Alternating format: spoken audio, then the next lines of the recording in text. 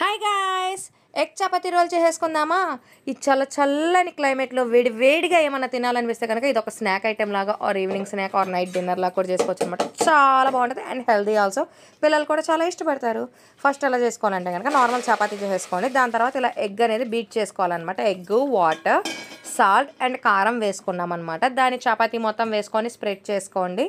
మీకు కావాలంటే కనుక ఆనియన్స్, కరివేపాకు, ఇంకా కొత్తిమీర ఆర్ సంథింగ్ మీరు ఏమైనా ఎల్స్ యాడ్ చేసుకోవాలంటే యాడ్ చేసుకోవచ్చు. నాకైతే కనుక అవన్నీ కోయడానికి బద్ధకం, సో నేను ఇలా చేసుకుంటున్నాను. ఇలా వేసుకున్న తర్వాత మనం ఏం చేయాలంటే కనుక దీన్ని కొంచెం బాగా వేడవనివ్వాలన్నమాట. దాన్ని స్ప్రెడ్ చేసుకున్నాక ఆయిల్ మాత్రం బాగా వేసుకోవాలన్నమాట. ఎంత సరిపడితే అంత. నార్మల్ చపాతీ కన్నా దీనికి ఆయిల్ కూడా కొంచెం ఒక 1% అనేది ఎక్కువ పడుద్ది, ఎందుకంటే దాని యొక్క క్రిస్పీనెస్ టేస్ట్ అనేది మనకి గెయిన్ చేయడానికి అనమాట. సో అది కాలిన తర్వాత ఏంటంటే కనుక దాంట్లో ఆల్రెడీ చేసి పెట్టుకొని ఇంకో చపాతీ అనేది స్ప్రెడ్ చేసుకోవాలి. కొంతమంది ఆల్రెడీ అలా సింగిల్ చపాతీ అండ్ ఎగ్తో చేసేసుకుంటారు, బట్ నాకు సరిపోదు కాబట్టి నేను ఆల్రెడీ ఇంకోటి కూడా యాడ్ చేసుకున్నాను అనమాట. Which like double roti or double egg roll or double chapati లాగా.